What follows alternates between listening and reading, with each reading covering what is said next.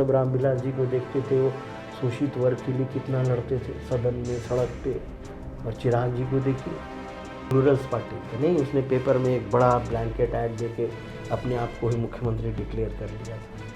वैसे कर लें, लेकिन आपका उद्देश्य है कि राजनीति में आ कर के आप अपने ज़मींदारी को बचाएं, आप अपने अपराधी छवि को बचाएं, आप अपने ज़मीन की जो दलाली करते हैं उस बिज़नेस को प्रोटेक्ट करें, आप आकर के अपनी गुंडागर्दी वाली राजनीति को बचाने का काम करने के लिए राजनीति में आते हैं।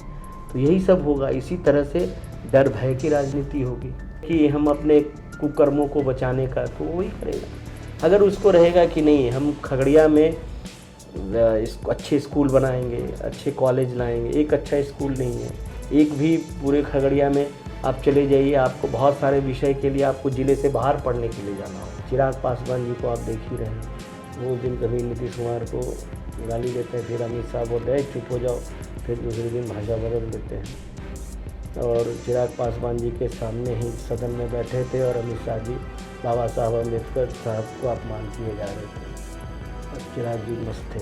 पता नहीं रामविलास जी ऊपर से देख रहे होंगे तो उनको कितनी तकलीफ हुई होगी। चार जो हमारी ज़मीन प्राकृतिक रूप से हमारे पास है, ऑलरेडी एक बेस है, हमें उसको बनाना था, गहरा करना था, हमने वो नहीं किया और उसको ख़त्म कर रहे हैं, धीरे धीरे नष्ट कर रहे हैं। आपकी आवाज को सुनने आ रही है प्रभात खबर इलेक्शन एक्सप्रेस। देखते रहिए प्रभात खबर इलेक्शन एक्सप्रेस। नमस्कार, मैं हूं राधेश्याम कुशवाहा। आज प्रभात खबर की इलेक्शन एक्सप्रेस खगड़िया में पहुंची है और प्रभात खबर इलेक्शन एक्सप्रेस बिहार के 243 विधानसभा में पहुंचकर जनता से बात कर रही है और जनता की बारे में जान रही है कि क्या उनका आने वाला विधानसभा चुनाव में क्या सोच है और क्या मुद्दा रहेगा। आज खगड़िया पहुंचे हैं, आज हम उनके साथ हैं जो हमारे फ्रेम में दिख रहे हैं। इनके ऊपर कांग्रेस की बड़ी जिम्मेदारी है। इनका नाम हुआ डॉक्टर चंदन यादव, कांग्रेस का राष्ट्रीय सचिव हैं। तो राष्ट्रीय स्तर से लेकर के और प्रदेश स्तर तक का जिम्मेदारी है। इससे पहले मध्य प्रदेश और छत्तीसगढ़ में भी इन्होंने महत्वपूर्ण जिम्मेदारी निभाई है। तो आज हम बिहार की राजनीति पे बात करेंगे कि कांग्रेस की क्या बिहार में स्थिति है और किस तरह से आने वाला चुनाव में इनकी तैयारी है। प्रभात खबर में स्वागत है सर। धन्यवाद। सभी प्रभात खबर के श्रोताओं को हाथ जोड़ के प्रणाम। बिहार की राजनीति में कांग्रेस, अभी कांग्रेस में राष्ट्रीय अध्यक्ष भी बिहार दौरे पे आए हैं और इसके बाद राहुल गांधी भी पहुंचे हैं। तो कांग्रेस की क्या तैयारी है इस विधानसभा चुनाव को लेकर के? देखिए, अभी कांग्रेस पार्टी और हमारा पूरा नेतृत्व और हमारे कार्यकर्ता एक बड़ी विचारधारा की लड़ाई लड़ रही है और दूसरा चुनौती, एक चुनौती तो विचारधारा की लड़ाई है, दूसरी चुनौती है दुर्भाग्यवश लोकतंत्र में हम दल से लड़ते हैं, किसी राजनीतिक पार्टी से हमारी लड़ाई होती है, लेकिन आज के दौर में हमें सरकार से लड़ना पड़ रहा है। तो ये दो बड़ी अभी चुनौती है। और एक चुनौती तो जो आपके सामने है, जब हम ये बात कर रहे हैं तो हमारे तमाम महागठबंधन के नेतागण, वरिष्ठ नेतागण, राहुल गांधी, आदरणीय राहुल गांधी जी से लेके तेजस्वी यादव जी से लेके दीपांकर भट्टाचार्य जी से लेके मुकेश सहनी जी से लेके सभी महागठबंधन के महत्वपूर्ण नेता एक साथ कंधे से कंधा मिलाकर भारतीय जनता पार्टी से जो वोट चोरी करने पे लगे हुए हैं उसको रोकने के लिए पूरा प्रयास कर रहे हैं। एनडीए के नेता सब कह रहे हैं कि हम मतदाता पुनरीक्षण काम करा रहे हैं, हम उन लोगों का नाम काट रहे हैं जो कि बाहरी हैं। तो इसको आप सही मान रहे हैं या गलत मान रहे हैं? सवाल यहाँ पर दो तीन चीज़ें हैं कि चुनाव आयोग, भारतीय जनता पार्टी चुनाव आयोग को मुखौटा बनाकर हमारे लोकतंत्र को और संविधान को कमज़ोर कर रहा है। बड़ी लड़ाई ये है कि इसलिए कह रहे हैं कि जब चुनाव आयोग पर देश का विरोधी दल का नेता, लोकसभा का विरोधी दल का नेता राज्यसभा का विरोधी दल का नेता जब सरकार से ये सवाल करता है, चुनाव आयोग से सवाल करते हैं, तो उसका जवाब में बीजेपी खड़ी होती है। और चुनाव आयोग का आज का ही आप उनका देख लेंगे इंटरव्यू, जिस तरीके से, जिस लहजे में और जिस आप ये कह लीजिए कंटेंट से उन्होंने देश के विरोधी दल के नेता, जो एक संवैधानिक पद है, उनसे जिस तरह का बर्ताव किया है, वो पूरा देश आज चुनाव आयोग के अध्यक्ष के बारे में खुल कर के बोल रहे हैं। ये तो एक बड़ी मुझे लगता है कि सबसे बड़ा संवैधानिक प्रहार है कि अगर सरकारी संस्था किसी पार्टी का प्रवक्ता हो जाए, सरकारी संवैधानिक पद पर बैठे हुए अगर किसी पार्टी के लिए बायस हो जाए, तो कैसे लोकतंत्र चलेगा। जब हम कह रहे हैं कि महागठबंधन और कांग्रेस पार्टी के लिए चुनौती है कि हम राजनीतिक दल से हमारी लड़ाई नहीं हो रही है, सरकार से लड़ाई हो रही है। राजनीतिक दल से तो हम आराम से लड़े हैं, लड़ते रहेंगे। सरकार से लड़ना आसान नहीं होता है, क्योंकि वो पूरा विंग, पूरा तन मन और धन जो पूरा सरकार का है, पूरा जो औजार सरकार का है, वेपन सरकार का है, और राजनीतिक दल को लड़ना पड़ रहा है। चुनाव आयोग, सीबीआई, ईडी, आईटी, ये तमाम संवैधानिक संस्था विरोधी दल के नेताओं की आवाज़ को कम करने के लिए, उनको डराने के लिए उपयोग किया जा रहा है। चुनौती बड़ी है। और अभी जो चुनाव आयोग द्वारा जो फैसला लिया गया है कि 65 लाख मान लीजिए वोटर को बिहार से हटा दिया गया है। महागठबंधन और राहुल जी क्या मांग रहे हैं, क्या कह रहे हैं कि उन जो 65 लाख लोगों को आपने हटाया, उसकी हमें सूची दे दें, और क्यों हटाया इसका हमें कारण बता दें। सूची इस तरह से दें कि हम उसका एनालिसिस कर पाए, डेटा को इस फॉर्म में हमें दिया जाए कि हम उसकी तहकीकात कर लें, ताकि हमें पता चले या वोटरों को पता चले कि आपने मुझे इलेक्टोरल रोल से क्यों हटाया। जब हमने लोकसभा में हमने वोट दिया 1 साल पहले, तो अभी विधानसभा में मेरा जो आपने वोट काटा है वो क्यों हटाया। आज भी आप वीडियो देखेंगे आराम से, लाइव वीडियो में किस तरह से तमाम महागठबंधन के नेताओं के सामने, जिनका जो वोटर पिछली बार 2024 के लोकसभा चुनाव में वोट किया, आज वो खुल कर के बोल रहे हैं कि उनका वोटर लिस्ट से नाम काट दिया गया है, और ऐसे ऐसे दस्तावेज मांगने की कोशिश कर रहे हैं जो उनके पास नहीं है। और वो सब बिहार के सिटीज़न हैं, बिहार के नागरिक हैं, इस देश के नागरिक हैं, और संविधान ये अधिकार देता है कि जो भी देश का नागरिक है और 18 साल से ऊपर है, संविधान उसे एक वोट, एक व्यक्ति एक वोट का अधिकार देता है। और ये अधिकार भारतीय जनता पार्टी हमारे नागरिकों से छीनना चाह रही है। चुनाव आयोग वोट की चोरी करके ये चुनाव को जीतना चाहती है। जिस तरह से महाराष्ट्र का आपका ताज़ा उदाहरण है, किस तरह से राहुल जी, और कर्नाटक में, महाराष्ट्र का उन्होंने डेटा दिया, फिर कर्नाटक में एक विधानसभा में लगभग 1 लाख से 1.5 लाख के बीच में जो वोटर का हेरा फेरी हुआ है, जो फर्जी वोट इन्होंने 5 तरीके से बनाए हैं, वो आंकड़े दे रहे, सच को आँच किया। फिर भी चुनाव आयोग की भाषा तो देख लीजिए, ये लोकतंत्र है कि नहीं है। संवैधानिक पद पर एक प्रोटोकॉल होता है, संवैधानिक पद का एक लोकतांत्रिक मर्यादा है, जवाब देने का, बात करने का, और एक पूरा हमारा एक संसदीय लोकतंत्र कैसा चलता है, एक सिस्टम है और एक एथिक्स है। ये सब चीज़ को दरकिनार करते हुए पूरी भारतीय जनता पार्टी, प्रधानमंत्री इसमें लिप्त हैं, और ये किसी न किसी तरीके से वोट चोरी करके, जिस तरह से महाराष्ट्र में चुनाव जीतने का इन्होंने प्रयास किया, फिर से ये बिहार में चोरी करने का प्रयास कर रहे हैं।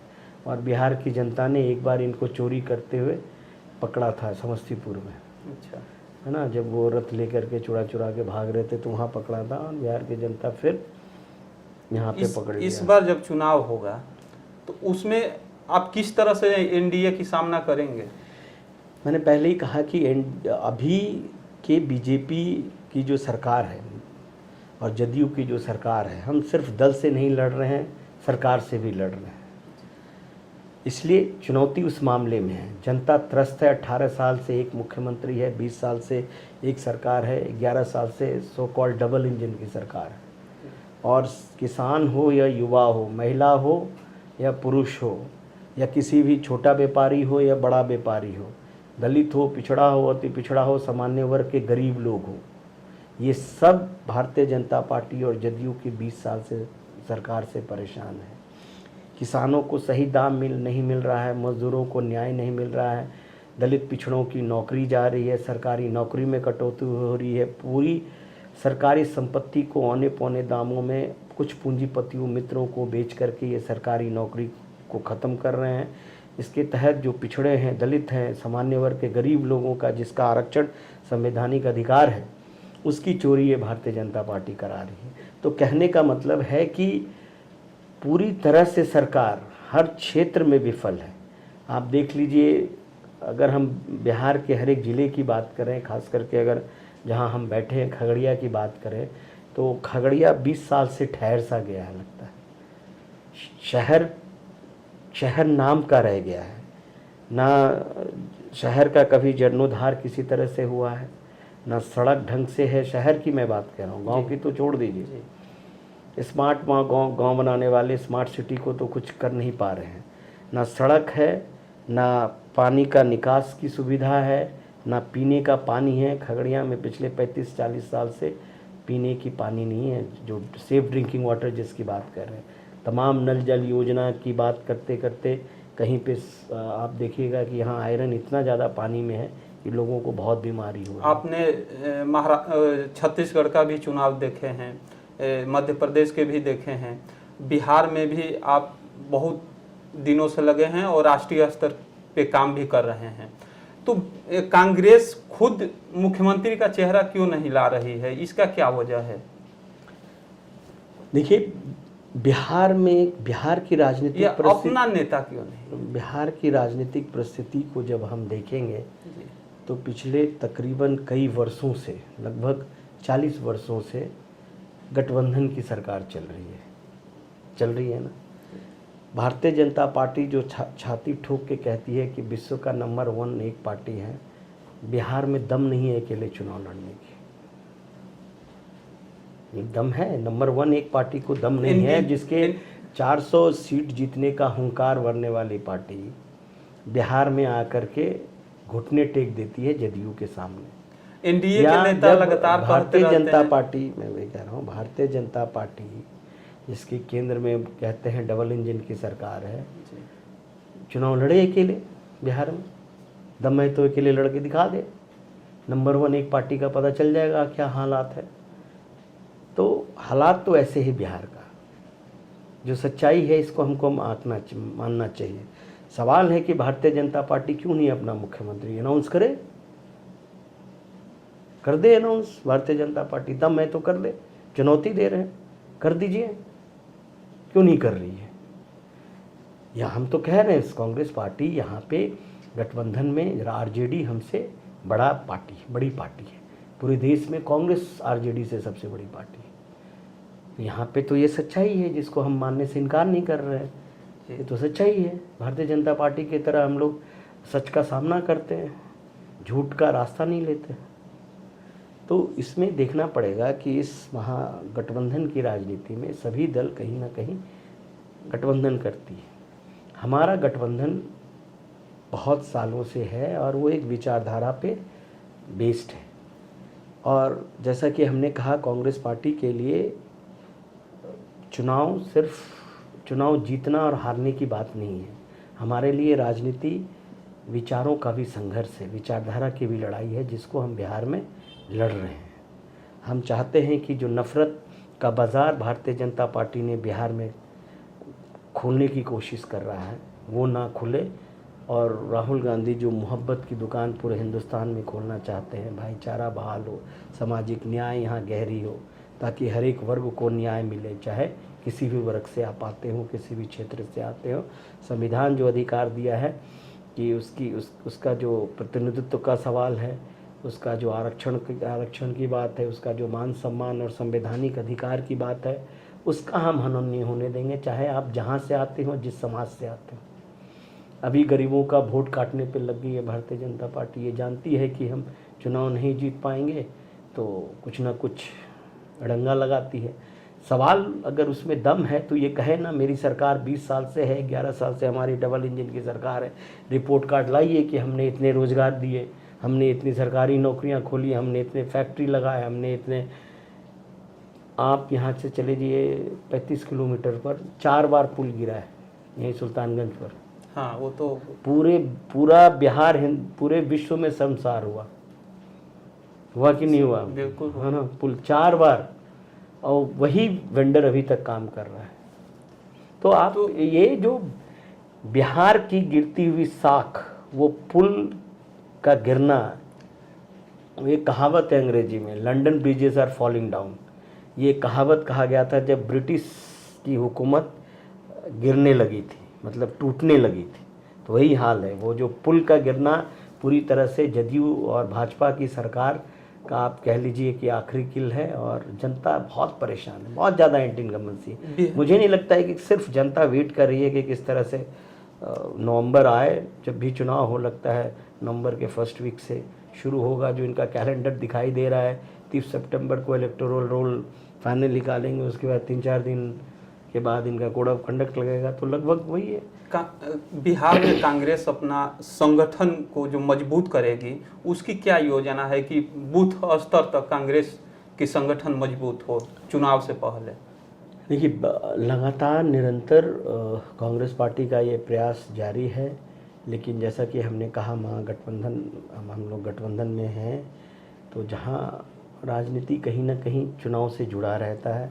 अगर आप पूरे बिहार में चुनाव लड़ते हैं तो संगठन उसी तरह से पूरे बिहार में मजबूती रहेगा, क्योंकि कहीं ना कहीं अपने लोकतंत्र में चुनावी, मतलब चुनाव 5 साल में होता है। चुनाव आप लगातार सब क्षेत्रों में लड़ते रहेंगे तो संगठन सब क्षेत्रों में मजबूत होगा। ये सिर्फ हमारे लिए नहीं है, भारतीय जनता पार्टी के लिए भी है। वो 100 सीट पे लड़ते हैं तो उनका 100 सीट पे संगठन दिख रहा है। खगड़िया में उनका संगठन उस तरह से दिखता नहीं है, क्योंकि यहाँ एक भी सीट पे नहीं लड़ती है वो। अगर हम बात करें तो ये जो सवाल है, ये कांग्रेस पार्टी अपने विचारों को, आप देखे होंगे कि पिछले कुछ महीनों में राहुल गांधी जी लगातार जो बिहार के खास करके अति पिछड़े दलितों में जो नीतीश और जदयू सरकार से परेशान हैं, अन्याय झेल रहे हैं, उसको लेकर के राहुल जी लगातार सामाजिक न्याय की पैठ को गहरा कर रहे हैं, सामाजिक न्याय के आयाम और दायरे को व्यापक कर रहे हैं। सिर्फ प्रतिनिधित्व की बात नहीं कर रहे हैं, वो भागीदारी और हिस्सेदारी की बात कर रहे हैं। कह रहे हैं क्यों कुछ पूंजीपतियों के पास ही सारा धन होगा, क्यों देश का लगभग 70-80% जो धन है वो कुछ चंद 10% लोगों के पास होगा। तो सवाल जो ये गैर बराबरी का है, सामाजिक गैर बराबरी और आर्थिक गैर बराबरी, इसको राहुल गांधी जी पाटना चाहते हैं। पाटने का मतलब है कि किसी से छीनना नहीं है, बल्कि जो हमारा देश का साधन और संसाधन है उसके साथ न्याय हो, सभी वर्गों के साथ न्याय हो। तो उसके लिए ये सामाजिक न्याय की जो गाथा है, सामाजिक न्याय की जो फिलॉसफी है, सामाजिक न्याय की जो विचारधारा है, उसी से होगा जो राहुल गांधी जी बात कर रहे हैं। इसलिए आप देखेंगे कि जो आज आप मोबाइल खोल लीजिए, कितनी बड़ी भीड़ हुजूम चल रहा है उस यात्रा को लेके, कितना जन समर्थन मिल रहा है। ये जन समर्थन तभी मिलता है जब लोगों के इश्यूज़ जो दिल में है वो कोई उसकी आवाज़ उठाता है। तो ये बात तो क्लियर है कि चुनाव आयोग रंगे हाथ पकड़े गए हैं, इनके पास जवाब नहीं है। इनके पास जो राहुल जी जो फैक्चुअल चीज़ें, डेटा उठा करके उनके मुंह पे फेंका है, उनके पास कोई उसका आंसर नहीं है, कोई जवाब नहीं है। इसलिए वो चाहते हैं कि किसी तरह से कानूनी उजुल फुजुल में या डरा धमका करके शांत किया जाए। लेकिन आप जानते हैं राहुल गांधी जी को, वो एक टच से मस नहीं होंगे, वो डरने वाले नहीं हैं। अगर बिहार की जनता कांग्रेस पे भरोसा करती है और आपको मौका देती है, सरकार बनाती है, तो वो कौन सा बिहार का बदलाव वो जनता को देखने के मिलेगा जो आप सबसे पहले आपकी योजना में है और वो आप काम करेंगे? देखिए, बिहार एक समय कांग्रेस का जब राज्य था तो पूरे हिंदुस्तान में एक अग्रणीय राज्य हुआ करता था, एक विकसित राज्यों में से गिना जाता था। पहले कभी कभी एक बार तो सबसे ज़्यादा बिहार का आर्थिक ग्रोथ था। हमारे जब 15 साल जब आज़ादी के बाद हमारी सरकार आई थी। तो बिहार उन कुछ चंद राज्यों में गिना जाता था जिनका ग्रोथ रेट, जिनका विकास की गति, विकास की गहराई बहुत आगे थी। लेकिन आज हम जब ये देखेंगे कि 20 साल से लगभग एक ही सरकार है, बीच में 2-2.5 साल छोड़ दीजिए तो लगभग 18 साल से एक ही सरकार है, 2 दशक से एक सरकार है। बहुत लंबा समय होता है कि ये 20 साल में बिहार का कायाकल्प हो जाना चाहिए था, बिहार को बहुत तेज गति से बढ़ना चाहिए था। आप बिहार में आप देखेंगे कि ना कृषि में कुछ बहुत ज़्यादा परिवर्तन हुआ है, ना सिंचाई क्रांति है, ना कृषि की क्रांति है। यहाँ के किसानों को सही दाम नहीं मिलता है। यहाँ बिहार से सबसे ज़्यादा पलायन होता है, बिहार से सबसे ज़्यादा पलायन होता है और सबसे ज़्यादा बिहार में खगड़िया से सबसे ज़्यादा पलायन होता है। तो ये तो जहाँ आप बैठे अवसर ज़्यादा है, हाँ, जहाँ आप बैठे हैं यहाँ से सबसे ज़्यादा पलायन होता है इस ज़िले से। तो ये सारा जो 18-20 साल में इन्होंने क्यों नहीं किया। अस्पताल, अगर आप खगड़िया के अस्पताल की बात करें, डिस्ट्रिक्ट हॉस्पिटल, बहुत सारे डॉक्टर्स नहीं, एक सर्जन नहीं है, हड्डी के डॉक्टर नहीं है, छोटा मैं बात कह रहा हूँ। मतलब 20 लाख जनसंख्या पे एक डॉक्टर नहीं है कि किसी का थोड़ा हाथ टूट जाए तो आप प्लास्टर करा लें। आपको यहाँ से 40 किलोमीटर दूर बेगूसराय जाना पड़ेगा, भागलपुर जाना पड़ेगा या पटना जाइए। रेफरल अस्पताल बन गए हैं, रेफर करने वाले। हाँ, वो तो डॉक्टर यहाँ उसी के लिए बैठते हैं। अब जो ना शिक्षा है, ना स्वास्थ्य है, ना दवाई, पढ़ाई लिखाई, कमाई, रोड, सड़क, बिजली, पानी, ये सब मैंने बता दिया। बिजली देखिए कितनी कटौती हो रही है पूरे मतलब बिहार में। अगर खगड़िया की जनता डॉक्टर चंदन यादव पे भरोसा करके माननीय बनाती है तो खगड़िया के लिए डॉक्टर चंदन यादव क्या करेंगे? देखिए, मुझे लगता है खगड़िया में बहुत चुनौती के बावजूद भी बहुत संभावना है। खगड़िया 7 नदियों से घिरा हुआ जिला है, लेकिन उसकी एक चुनौती है तो कुछ उसका थोड़ा बहुत फ़ायदा है।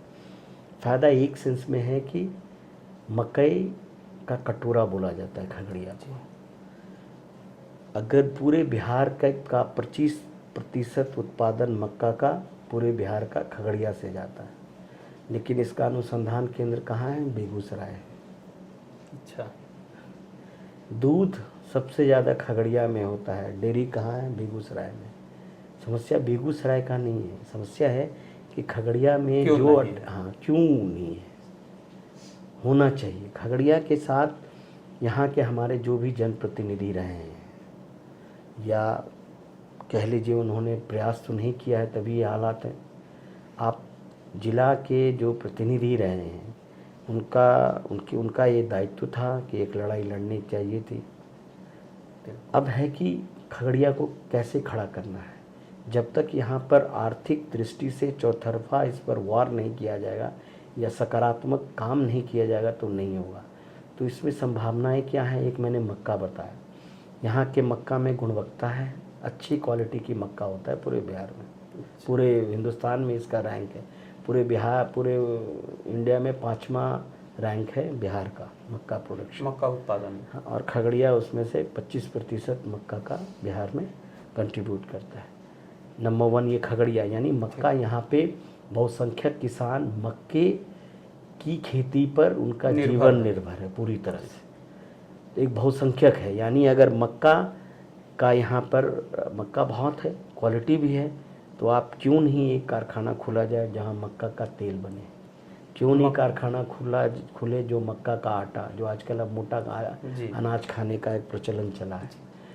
मक्का के आटे में बहुत सारे गुण हैं, फाइबर है, मिनरल है, विटामिन है, आपको डायबिटीज़ कंट्रोल करता है, आपके दिल की बीमारी को कम करता है, आपके पाचन शक्ति को बेटर बनाता है। और मक्का का भुंजा खाइएगा तो उससे आपकी दांत की ताकत बढ़ेगी। तो आपको मक्का से शरीर को भी स्वस्थ रख रहा है, आय भी दे रहा है, पैसा भी दे रहा है, यानी खगड़िया वासियों को स्वस्थ शरीर और जेब में पैसा भी आएगा।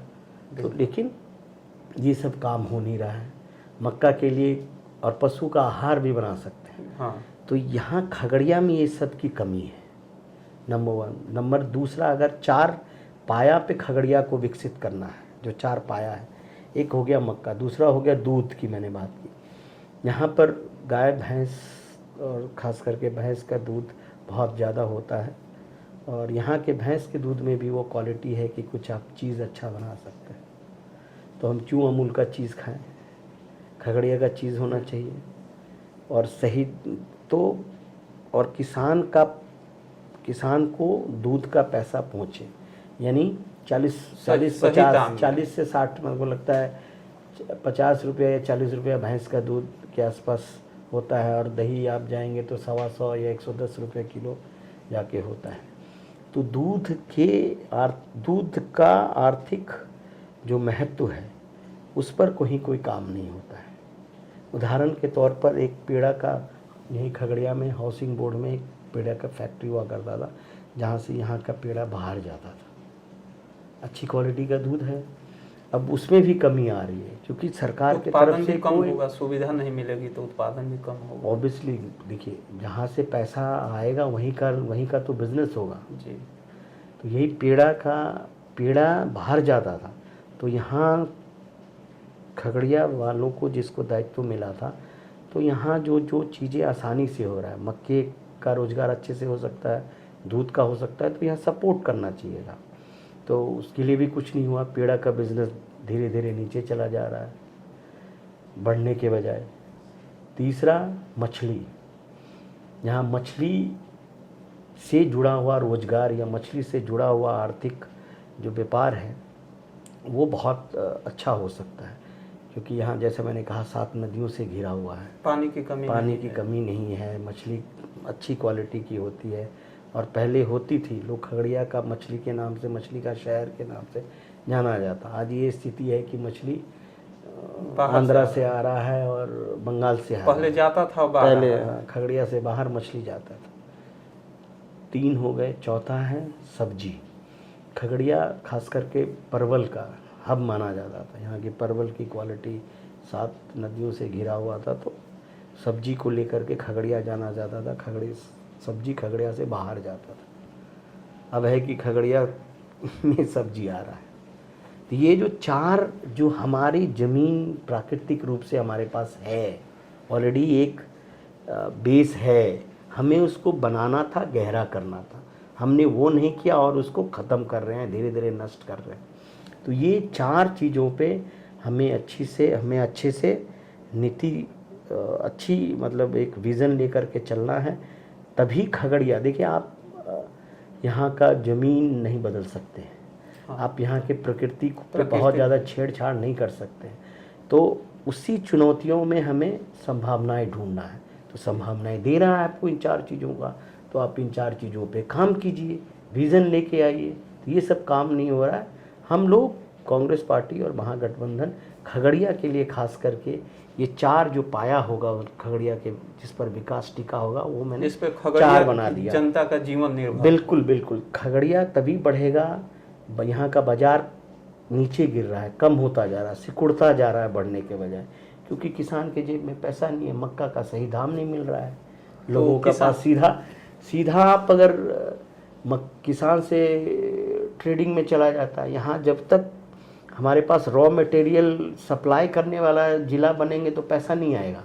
जैसे ब्रिटिश अंग्रेज़ों की हुकूमत के समय ना, हमारे यहाँ से रॉ मटेरियल ले जाता था और लंदन में बनाता था। अभी हम खगड़िया में घूम रहे थे चौराहे पे, तो कई किसानों से बात हुई, तो उन्होंने यहाँ तक कहा कि हम लोग खेती अब छोड़ करके मजदूरी कर रहे हैं। तो वही तो हो रहा है ना, इसलिए जो पलायन हो रहा है कि किसानी से, मकई से जो रेट मिलना चाहिए, आप यही जो किसान को मिलता है। हम लोग भुट्टा पे चर्चा के दौरान हम लोग किए थे, तो देखिए, एक भुट्टा किसान जो भुट्टा पकाता है, मान लीजिए थोड़ा जो रोज़गार भुट्टे पे आधारित है। अभी भुट्टा का सीज़न है, तो भुट्टा आप खाएगी नहीं, यहाँ नहीं कहीं दिखाइएगा, बहुत टेस्टी मिलेगा अगर मौका मिले तो।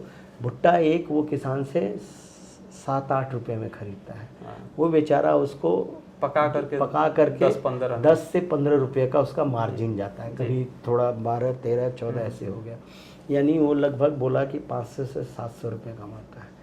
अब वही भुट्टा बॉम्बे में एक भुट्टा 50 रुपये में बिकता है, बिल्कुल। तो 5 गुना लगभग हो जाइए। तो किसान बेचारे को कुछ मिल नहीं रहा है। तो जब तक रॉ मटेरियल जो मतलब हम जब तक उस हमारे रॉ मटेरियल को हम यहाँ के कारखाना में नहीं बनाएंगे, फिनिश प्रोडक्ट लेकर के नहीं जाएंगे।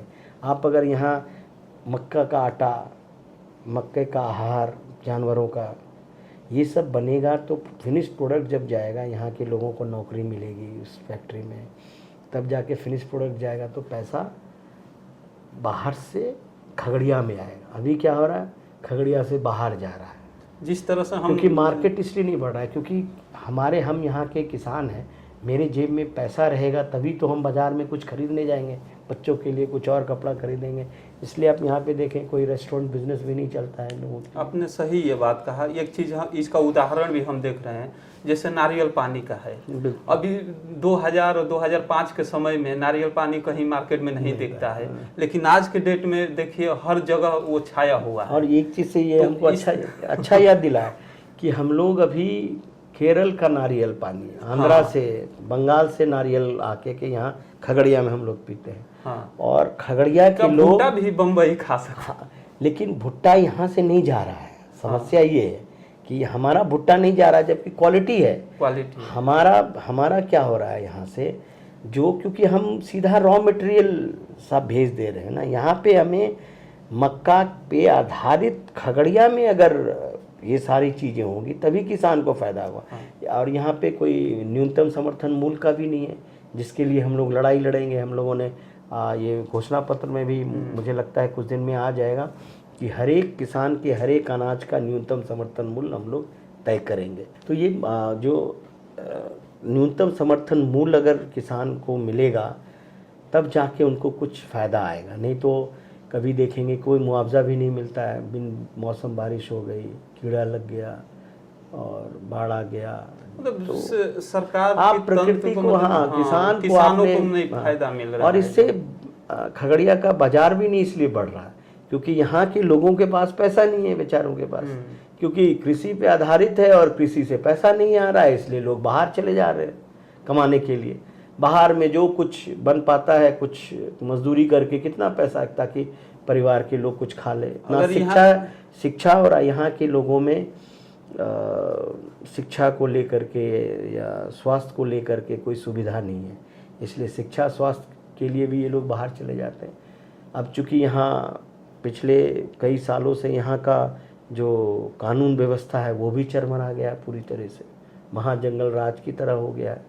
अभी कुछ दिन पहले आपके यहाँ आने से 6-7 बजे 20 सड़क पे गोली मार दी, और ये एक ही घटना नहीं है, बहुत घटना ऐसे हो रही है यहाँ खगड़िया में।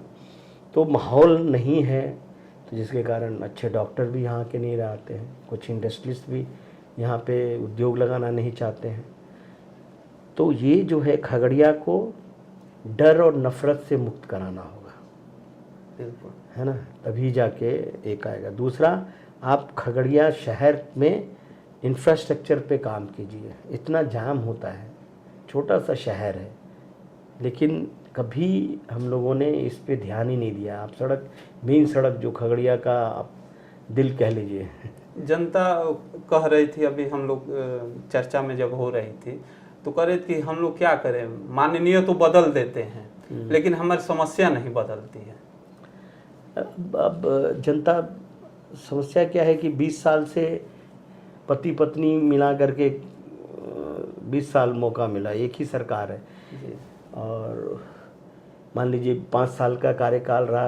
अगर जिनकी सरकार थी और 20 साल से वो विधायक थे, विधायक होना और उसकी सरकार होना, तो वो डबल आप कह लीजिए। तो उनको तो मौका मिला 20 साल से, इससे पहले जो विधायक थी 20 तक वो खुद ही थी, सरकार भी थी उनकी, उनको तो मौका मिला। हाँ, पूनम यादव जो भी 2020 तक जो विधायक थी।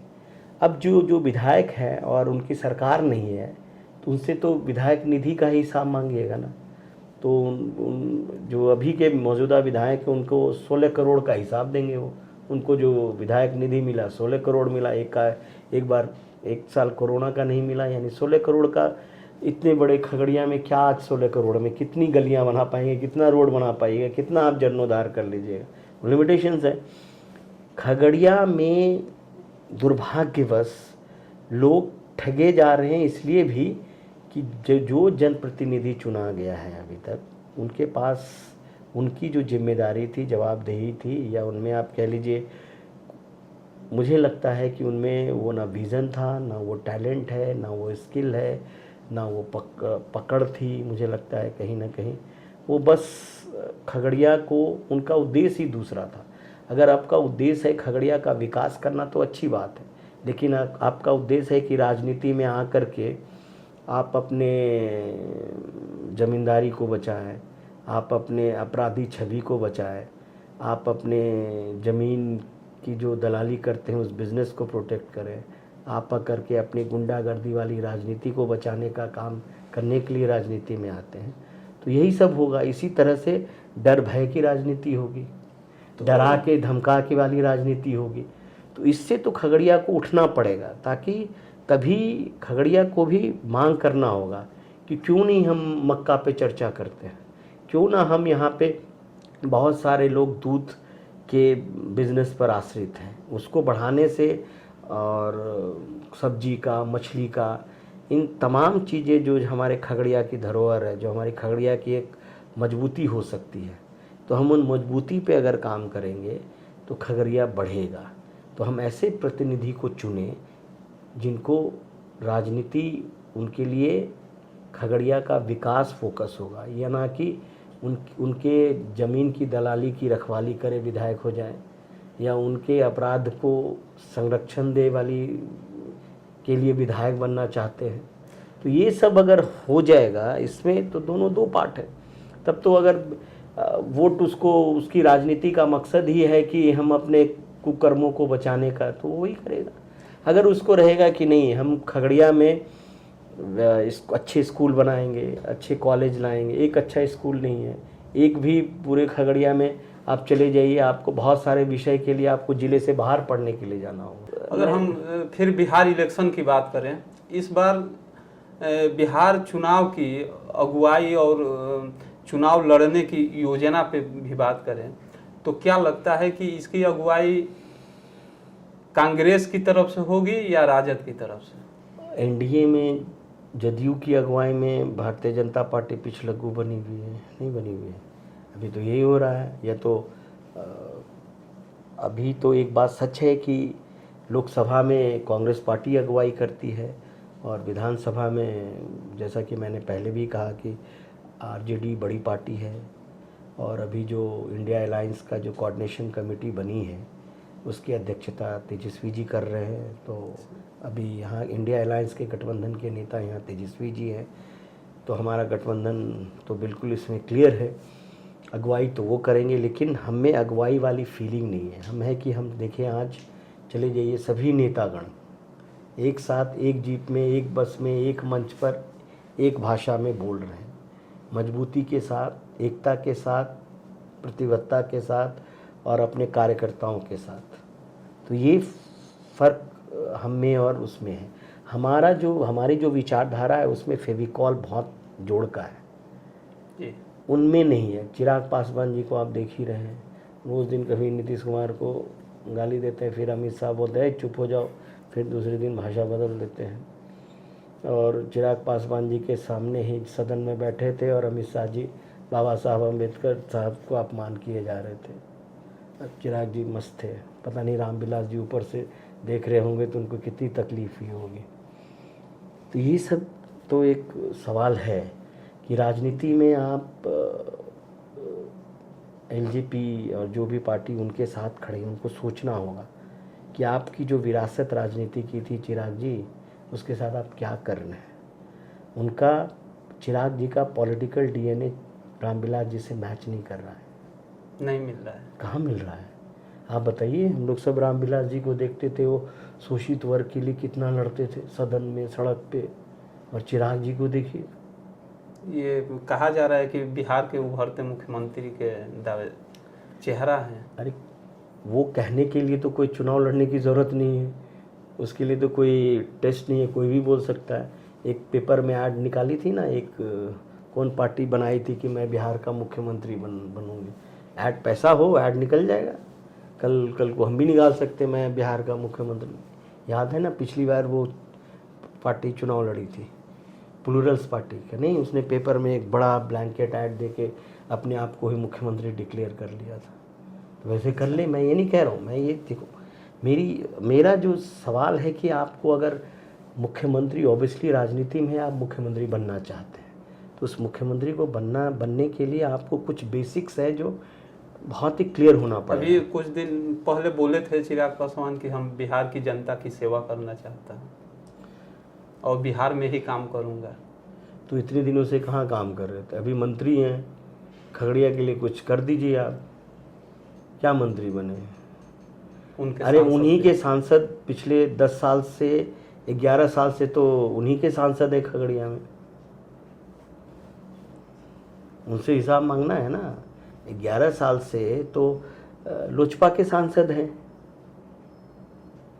तो क्या कर लिया खगड़िया में? क्या आ गया? क्या क्रांतिकारी होगी? ये सवाल तो जिला वाले चिराग जी से पूछेंगे, खाली कह देंगे अब आपस में पारिवारिक लड़ाई है, क्या है, उस सब में हम जाना नहीं चाहते हैं।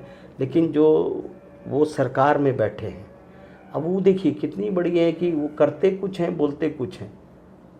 सरकार में बैठे भी हैं, मंत्री भी बने हुए हैं, और फिर बिहार से सांसद भी हैं। नहीं, बिहार से तो सांसद पहले से भी थे। सांसद तो यहीं के थे ना। उनको कौन पहले वो जो ये बोलते हैं कि अब मैं बिहार में काम करूंगा, बिहार से सांसद थे, यानी तब आप बिहार के लिए काम नहीं करते थे क्या?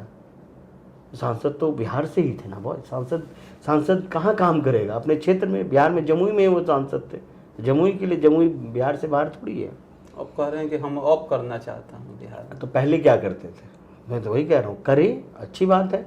आप मंत्री हैं, दे दीजिए कुछ खगड़िया को, अभी भी समय है। कोड ऑफ कंडक्ट नहीं लगा है, घोषणा कर दीजिए कि मक्के का तेल बनाने का यहाँ फैक्ट्री लगेगा, घोषणा करें, अच्छी बात होगी। खुशी, हमको बहुत खुश होंगे। करें ना, तभी तो होगा। मंत्री है ना वो, या अमित शाह के एक डांट से चुप हो जाते हैं, या जो बाबा साहब का अपमान हो रहा है, जो संविधान बनाए हैं, जिसकी वो शपथ लेते हैं, और उनके सामने लोकतंत्र के मंदिर में अमित शाह गाली देते हैं, वो चुपचाप पूरी तरह से सूट बूट में एकदम बैठे हैं। प्रभात खबर की टीम आज खगड़िया में पहुंची है और तमाम चौराहे पे जाके चर्चा की है, बात की है, और समस्याओं पे भी बात की है, जनता से भी बात की है। हमारे साथ फ्रेम में मौजूद हैं डॉक्टर चंदन यादव, जो कांग्रेस के राष्ट्रीय सचिव हैं, और बिहार का चुनाव नज़दीक आ गया है, नवंबर से पहले चुनाव होगा। इनकी अहम जिम्मेदारी भी रहेगी। बिहार के साथ साथ खगड़िया भी चुनाव पर इनकी नज़र रहेगी, और पूरे बिहार की जनता इन पे भरोसा करेगी। तो ये हमारे साथ चर्चा हुई, बहुत कुछ इन्होंने बताया भी कि अगर बिहार की जनता हम पे भरोसा करती है, यानी कांग्रेस पार्टी पे भरोसा करती है, तो मैं बहुत कुछ बदल के दिखाऊंगा। और हमारे साथ बात करने के लिए बहुत बहुत धन्यवाद सर। धन्यवाद। प्रभातखबर.com, विश्वास वही, रफ्तार नहीं।